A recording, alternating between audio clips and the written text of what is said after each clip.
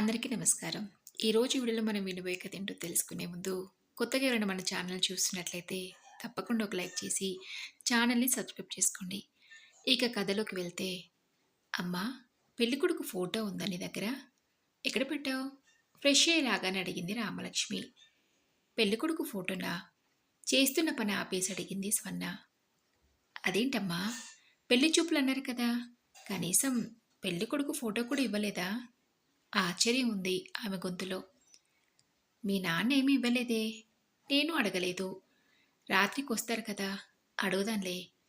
ఇందా ఇవి తిను" అని ప్లేట్లో పెట్టిన జంతికలిచ్చి, "అక్కని బయట వాకిలుడ్చి సందె ముగ్గు వేయమని చెప్పు" అని చెప్పింది.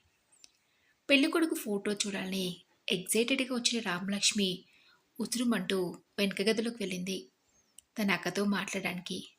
కానీ అప్పటికే తల్లి మాటలు విన్న అభిరామి బయట వాకిలుడ్చి గుమ్మం ముందు కొన్ని నీళ్లు చల్లి నిలవంక వేసింది తులసికోట ముందు. సాయంత్రం పనులన్నీ పూర్తి చేసుకుని సంధ్యవేళ ఇంటిని అందంగా పెట్టుకుని ఆడపిల్లలు చక్కగా ఉంటే ఆ ఇల్లు సంతోషంతో కలకలాడుతూ ఉంటుందని తల్లి ఎప్పుడూ చెప్తూ ఉంటుంది. చిన్నప్పటి నుంచి వాళ్ళు స్కూల్ నుంచి రాగానే స్నానాలు చేపించి రెడీ అయ్యాకనే తినటానికి ఏదైనా పెట్టేది. "అమ్మా, రాగానే స్నానం ఏంటమ్మా, కాసేపు కూర్చునివ్వు" అని రామలక్ష్మి అయినా తలని విసుక్కుంటుందేమో కానీ అభిరామి మాత్రం ఎప్పుడూ తల్లి మాటకు ఎదురు చెప్పదు. పేరుకు తగ్గట్టుగా అందంగా ఉంటుంది అభిరామి. వయసు తెచ్చిన సొగుసుతో చామాంచాయ కన్నా కాస్త ఎక్కువ రంగుతో నడుము వరకున్న ఒత్తుగా ఉండే జుట్టుతో అందంగా ఉంటుంది అభిరామి. కానీ నోరు విప్పి మనసులో ఉన్న మాటని ఎప్పుడూ బయటపెట్టదు. "అమ్మా, నాకు ఈ డ్రెస్ కావాలని, అది కానీ ఇది తినాలనిపిస్తుందని కానీ ఎప్పుడూ అడిగింది లేదామె. దానికి కారణం తల్లిదండ్రి ఆర్థిక పరిస్థితి. వాళ్ళ పరిస్థితిని అర్థం చేసుకుని సర్దుకుపోయే మనస్తత్వం ఆమెది. కానీ దాన్ని తప్పుగా అర్థం చేసుకున్నారు ఆమె తల్లిదండ్రి ఇద్దరూ కూడా. పెద్దది నోరు తెరిచి ఏది అడగదు, అమాయకురాలు అని అనుకునేవాళ్ళు. కాదని వారించలేదు అభిరామి. సర్దుకుపోతే సంతోషంగా ఉంటాం కదా, లేని గొడవలు ఎందుకు అన్నట్టుగానే ఉండేది. అదే ఆమె మనస్తత్వం. ముగ్గు వేసొచ్చాక మొహం కడుక్కొని స్టిక్కర్ కింద కుంకుమ పెట్టుకుని చెల్లెలి పక్క వెళ్ళి కూర్చుంది ఆమె చదువుకుంటుంటే. "అక్క, ఫోటో తీసుకోలేదంట. అసలు నువ్వెలా ఒప్పుకున్నావక్క? అయినా అప్పుడే నీకు పెళ్ళేంటి చెప్పు" గుసగుసగా అడిగింది. "మనకేది మంచిదో అమ్మ నాన్నకి తెలియదా లక్కీ? బుద్ధిగా చదువుకో. నువ్వు బాగా చదువుకోవాలి, మంచిగా ఉద్యోగం చేయాలి.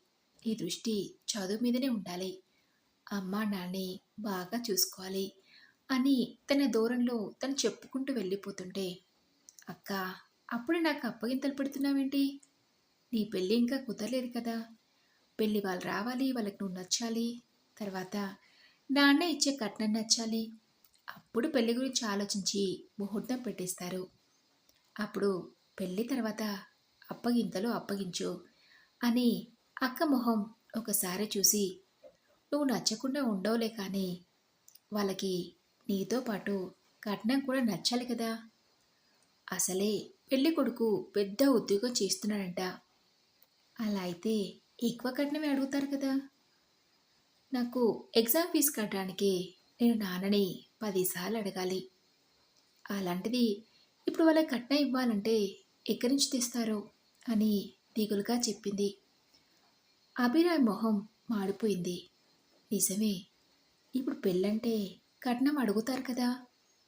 బంగారం అంటే అప్పుడు కొంచెం దాచి చెవులకి, ముక్కుకి, మెడలో ఒక గొలుసు చేపించాలి ఇద్దరికి. మరి కట్నం సంగతి ఏంటి? నాన్నకు ఆపరేషన్ అయ్యేటప్పుడు డబ్బు చాలా ఖర్చయింది కదా. మళ్ళీ ఇప్పుడు డబ్బు అంటే ఎక్కడి నుంచి వస్తుంది? తన మనసులో అనుకోవాల్సిన మాట పైకే అంది అభిరామి. "ఆ తిప్పలు మేము పడతాం అభి.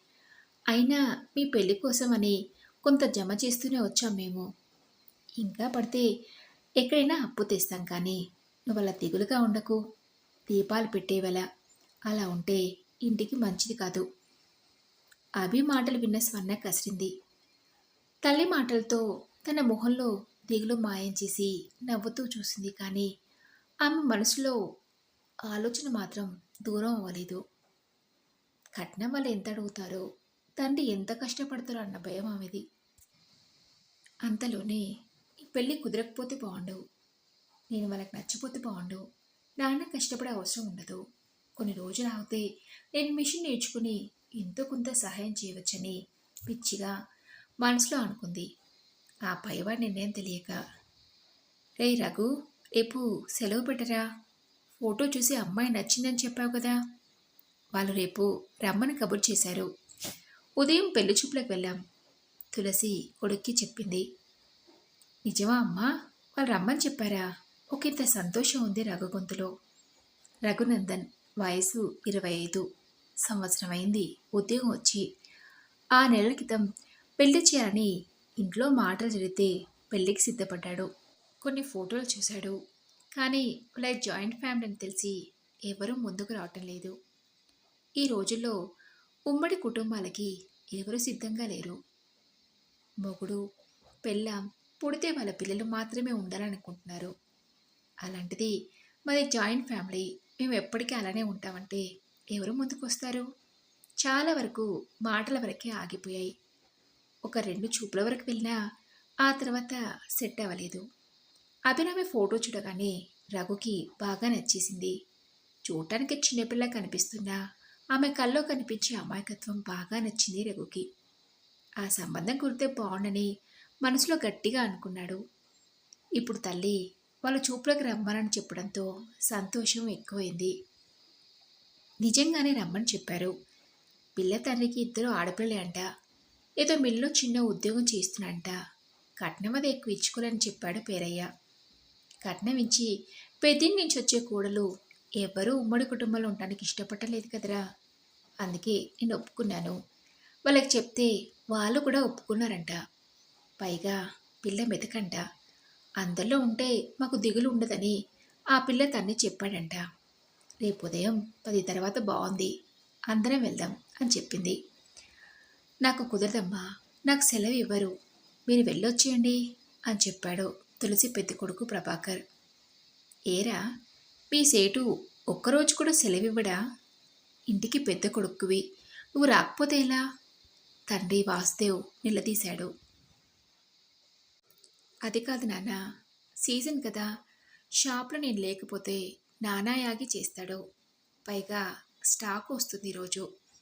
ఇప్పటికిప్పుడు నేను సెలవంటే పని తప్పించుకోవడానికి సెలవు పెట్టని అనుకుంటాడు. ఎందుకు వచ్చిన గొడవ చెప్పండి? అయినా పెళ్లి చూపులే కదా జరుగుతుంది, అంజలి వస్తుందిలేండి, అన్నీ కుదిరితే పెళ్ళికి సెలవులు పెట్టాలి కదా నాన్న అని చెప్పాడు. నాన్న, ఏం పర్లేదులేండి, అన్నయ్యని ఇబ్బంది పెట్టకండి, మనం వెళ్ళొద్దాం, అన్నీ కుదరాలి కదా అన్నాడు రఘు కూడా. ఇంకా ఎవరూ మాట్లాడలేదు దాని గురించి. టిఫిన్ తినేసి లంచ్ బాక్స్ తీసుకుని వెళ్ళిపోయాడు ప్రభాకర్. రఘు ఇద్దరు, అన్నయ్య నేను డ్రాప్ చేస్తానురా, ప్రభాకర్ తన టీవీస్ తీస్తుంటే పిలిచాడు రఘు. వద్దులేరా, మళ్ళీ వచ్చేటప్పుడు ఇబ్బంది అవుతుంది అన్నాడు. ఏం కాదులే అన్నయ్య, ఈరోజు నేను వస్తానులే అని అన్నను ఎక్కించుకొని ముందుకు కదిలాడు. ఈ సంబంధం కుదురుతుందిలేరా, బాధపడకు, తమ్ముడు భుజం తట్టాడు. నాకు బాధ లేదన్నయ్య, కానీ నువ్వెందుకు అలా ఉన్నావు? వదిన కూడా ఏం మాట్లాడలేదు, మళ్ళీ మీ మధ్య ఏదైనా గొడవ జరిగిందా అని అడిగాడు నెమ్మదిగా. మీ వదిన గురించి తెలిసిందే కదా, తన చెల్లిని తోడుకోడలు చేసుకోవాలని ఆశ, కానీ అమ్మ కుదరదని కళాఖండిగా చెప్పేసింది కదా. నిన్న ఇంట్లో పెళ్లి గురించి మాట్లాడుకుంటూనే మళ్ళీ అడిగిందంట. అమ్మ కాస్త గట్టిగా మాట్లాడేసరికి ముడుచుకుని కూర్చుంది. నన్ను అడగమని పంపింది, కానీ నేను పడినివ్వలేదు. ఇదంతా చిన్నప్పటి నుంచి అమ్మ దగ్గర ఉంది కాబట్టి కాస్త సక్రమంగా ఉంది, కానీ దాని చెల్లి అలా కాదు కదా. దీని పోరు పడలేక ఆ సంతని తెచ్చిపెట్టుకుంటుంటే ఇంకా మన బ్రతుకులకి ప్రశాంతత ఉండదు. అయినా ఈ గొడవలన్నీ ఉండేవే, కానీ ఈ పెళ్లి జరిగితే అన్నీ అవే సర్దుకుంటాయిలే. నువ్వివేవి మనసులో పెట్టుకోకు. నాకెందుకో ఈ సంబంధం కుదురుతుందని గట్టిగా అనిపిస్తుంది. పెళ్ళికి రెడీ అయిపో అన్నాడు తమ్ముడు భుజం తడుతూ. ఏమో అన్నయ్య, చూద్దాం ఏం జరుగుతుందో. మనం ఇప్పుడే ఏవీ చెప్పలేం కదా. కుదిరితే మంచిదే, లేదంటే ఇంతకన్నా మంచి సంబంధం వస్తుందని అనుకోవటమే అని చెప్పేసి అన్న షాప్ రావడంతో తను దించేసి రఘు ఆఫీస్కి వెళ్ళిపోయాడు. మరి ఇదండి రోజు కదా. అభిరామి పార్ట్ 2 నెక్స్ట్ వీడియోలో తదుపరి భాగంతో మళ్ళీ కలుసుకుందాం. కథ నచ్చితే తప్పకుండా ఒక లైక్ చేసి మీ ఫ్రెండ్స్కి, ఫ్యామిలీ మెంబర్స్కి షేర్ చేయండి. అలాగే కొత్తగా ఎవరైనా మన ఛానల్ చూస్తున్నట్లయితే తప్పకుండా ఒక లైక్ చేసి ఛానల్ని సబ్స్క్రైబ్ చేసుకోండి.